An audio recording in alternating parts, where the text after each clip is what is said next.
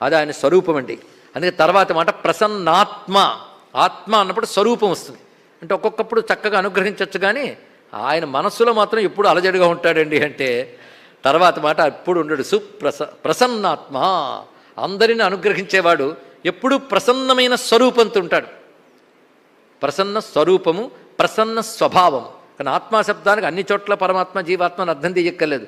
ఆత్మ అంటే స్వభావము, స్వరూపము, అంతఃకరణమని 3 అర్థములు తీసుకుంటే ప్రసన్నమైన అంతఃకరణం కలవాడు, ప్రసన్నమైన స్వభావం కలవాడు, ప్రసన్నమైన స్వరూపం కలవాడు. అంటే భగవానుడు అంటేనే ప్రసన్న స్వరూపుడు, తెలుసుకోండి. అందుకే అయోధ్యకాండలో రాముడి గురించి భావన చేస్తూ ఒక మాట అంటాడు వాల్మీకి, సచ నిత్యం ప్రశాంతాత్మ. అద్భుతమైన మాట అన్నాడు. రాముడు ఎప్పుడు ప్రశాంతంగా ఉంటాడట. అది అలవాటు చేసుకోగలగాలండి. జ్ఞానం ఆనందం ఉన్నవాడు ఎప్పుడూ ప్రశాంతంగా ఉంటాడు. అదే జ్ఞానం ఉన్నవాడంటే చాలు, జ్ఞానం ఉంటే ఆనందం అదే ఉంటుంది. దీపం వెలుగు ఉన్నవాడు అనక్కర్లేదు, దీపం ఉంటే వెలుగున్నట్టు. జ్ఞానం ఉంటే ఆనందం ఉంటుందండి. భగవానుడు ఎప్పుడు జ్ఞానస్వరూపుడే. ఇది తెలుసుకోగలగాలి. ఆనందంగా ఉండడం మన స్వభావం, దానికి విరుద్ధంగా ఉండడం, దుఃఖంగా ఉండడం మన స్వభావం కాదు. అందుకే దుఃఖం ఉంటే వెంటనే బయటకు వచ్చేయాలి అనిపిస్తుంది అంటే మన స్వభావం కాదు, అది ఫారెన్ మెటీరియల్, అన్వాంటెడ్ మెటీరియల్. కనుక ఉన్నదేది ఆనందమే. అది నువ్వు సచ్చిదానంద స్వరూపుడువయ్యా అని ఉపనిషత్తు మొత్తుకుంటుంది. దుఃఖం ఆరోపితమైపోయింది అజ్ఞానం చేత. కానీ భగవానుడికి అజ్ఞానం ఆవరించదుగా, అది ఎప్పుడూ ప్రసన్నాత్ముడే. ఇది పరమాత్మ యొక్క లక్షణం, ఎప్పుడూ ప్రసన్నాత్ముడే. భగవానుడికి ఈ ప్రసన్నత తప్ప మరొకటి లేదు. అందుకు సుప్రసాద అని చెప్పడమే కాకుండా ప్రసన్నాత్మ అని చెప్పడంలో భగవంతుడు ప్రసన్న స్వరూపుడు. ఇది ప్రసన్నత ఎవరికి అర్థమవుతుంది? ప్రపన్నుడికి అర్థమవుతుంది అన్నాడు. ఇక్కడ మనకు ఉండవలసింది ప్రపన్నత, భగవంతుడికి ఉన్నది ప్రసన్నత. మనకు ఉన్నది ప్రపన్నత అనలేదు, మనకు ఉండవలసినది ప్రపన్నత. ఆయనకు ఉండవలసింది అనలేదు, ఆయనకు ఉన్నది ప్రసన్నత అన్నాం. ఆయన ప్రసన్నత లక్షణం. ఆయన ప్రసన్నత ప్రపన్నుడికి అర్థమవుతుంది. ప్రపన్నుడు అంటే శరణాగతుడు. ఆయన శరణు వేడిన వారికి ఆయన అనుగ్రహ స్వరూపం తెలుస్తుంది. విభీషణుడికి రాముడు ఎంత అనుగ్రహ స్వరూపుడో తెలిసింది, రావణుడికి తెలియలేదు. ఎందువల్ల? వాడు ఆశ్రయించలేదు, వీడు ఆశ్రయించాడు. అవునా, ప్రకటించాడు కూడా. తెలుసా ఎంత గొప్పగా ప్రకటిస్తారంటే, ఇలాంటి రాజు ఎవడు ఉండేటాడు ఇక్కడ. సచనిత్యం ప్రశాంతాత్మ ఎలా ఉన్నాడో చూడండి. అందుకు ఒక మాట చెప్పుకున్నాం. ఇవాళ చెప్పేటప్పుడు అప్పుడే 2 భగవద్గీత శ్లోకాలు వచ్చేసాయి. విష్ణు సహస్రం ఒక్కటి జాగ్రత్తగా వింటే భాగవతం, భారతం, రామాయణం, భగవద్గీత 4 విన్న పుణ్యమే. 4 విషయాలు వస్తూనే ఉన్నాయి చూడండి. ఎన్ని భగవదవతారాలు చెప్పుకుంటున్నాం. రామచంద్రమూర్తి ఎన్ని మార్లు వస్తున్నాడు. ఇప్పుడు రాముడు ప్రసన్నంగా కనబడ్డాడు. ఎవరికి? విభీషణుడికి. ప్రసన్నుడని తెలిసే వచ్చాడు ఆయన. అంతేగాని నేను వెళ్ళి శరణు వేడితే ప్రసన్నుడు అవుతాడు అనుకోలేదు. రాముడి దగ్గరికి వచ్చాడు. అందుకే విభీషణుడు మాటతో భలే సమాధానం చెప్పాడు సుగ్రీవుడికి మొదలైన వారికి. సుగ్రీవాదులు ఏం చెప్పారు? వచ్చినవాడు శత్రు సోదరుడు కనుక ఈయనకు అభయం ఇవ్వద్దన్నారు. అందరూ అదే చెప్పారు. అంగదుడు అందరిని అడిగాడు రాముడు ఇవ్వచ్చా అని. ఎందుకంటే అందరితో కలిసి వెళ్ళినప్పుడు అందరి అభిప్రాయాలు సేకరించాలి. అలాగని ఎవడ అభిప్రాయం తగ్గడం మారిపోకూడదు, తనకంటూ ఒక నిర్ణయం గట్టిగా ఉండాలి. అందుకు వాళ్ళందరూ అభిప్రాయాలు తీసుకున్నాడు. ఒక్క ఆయన మాత్రం చెప్పలేదు. ఈయన అడిగాడు, చెప్పు అని. అడిగితే కానీ చెప్పడం మహానుభావుడు హనుమత్ స్వామి. ఆయన చెప్పాడు. వీళ్ళందరూ అన్నారు కానీ అభయం ఇవ్వక్కలేదని ఇవ్వచ్చని నాకు అనిపిస్తుంది. ఎందుకంటే ఆవలిస్తే పేగులు లెక్క పెట్టగలను నేను. వాడిని చూశాను, వాడు మాట్లాడిన తీలక నాకు కపటం కనబడలేదు. ఆశ్రయించడంలో తప్పు లేదు. ఎందుకంటే అన్న తప్పు చేస్తే తమ్ముడు ఆశ్రయించి అభయం పొందవచ్చని సుగ్రీవుడి వల్ల విన్నాడేమో అన్నాడు. భలే కొట్టాడు సుగ్రీవుడికి, అక్కడే కొట్టాడు. కనుక అభయం ఇవ్వచ్చు.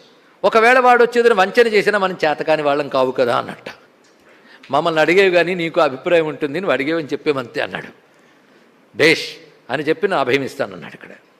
అది అయితే అభయం ఇస్తామంటే శత్రు సోదరుడు యుద్ధానికి ముందు వచ్చాడు అభయం ఇస్తామని సందేహం రావచ్చు. శత్రు సోదరుడు కాదు, శత్రువు వచ్చి శరణ వేడినా అభయం ఇస్తానన్నాడు. అది మీ రాముడు అండి. అది ఎప్పుడు? సీతమ్మని తెచ్చి అప్పగించి మళ్ళీ చేయని లెంపలేసుకుంటే, లేకపోతే తాట తీస్తాను. అది రామచంద్రమూర్తి. అయితే ఆయన క్రోధియా ప్రసన్నుడా? అది తెలియాలి అంటే కొంతసేపు యుద్ధం జరిగాక నాగాస్త్రం ప్రయోగిస్తాడు ఇంద్రజిత్తు. అప్పుడు నాగాస్త్రంతో అందరూ బంధితులు అయిపోయినప్పుడు రామలక్ష్మణులు కూడా అవతార మర్యాద అనుసరించి కావలసి బంధితులు అవుతారు. అప్పుడు గరుత్మంతుడు వస్తాడు. గరుత్మంతుడి రెక్కల వల్ల నాగాస్త్రం వదిలేస్తుంది.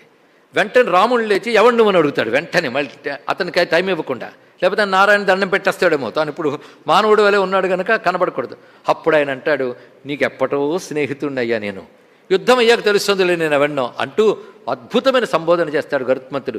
రిపూణామపి వత్సల, శత్రువు పట్ల కూడా వాత్సల్యం కలిగినటువంటి రామా నమస్కారం అన్నాడు. అదండి అంటే ఆయన కోపం ఉందా లేదా అది తెలుసుకోవాల్సింది. శిశుపాలుడి విషయంలో కృష్ణుడు ఏం చేశాడు? మా స్వామి ఆయన చెప్పకపోతే ఎలాగా లెక్క పెడుతున్నాడు ఒక్కొక్కటి.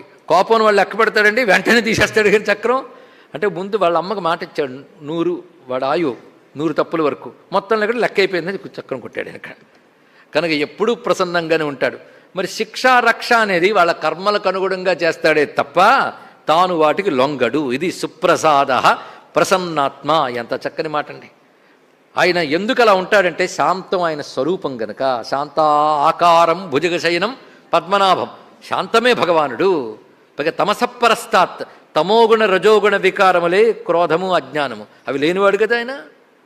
అందుకే శాంతి సమృద్ధం అమృతం అని వేదం ఒక మాట చెప్తున్నది. కరుణార్ద్ర స్వభావాత్ ప్రసన్న స్వభావ కారుణిక అని ఒక మాట చెప్పారు.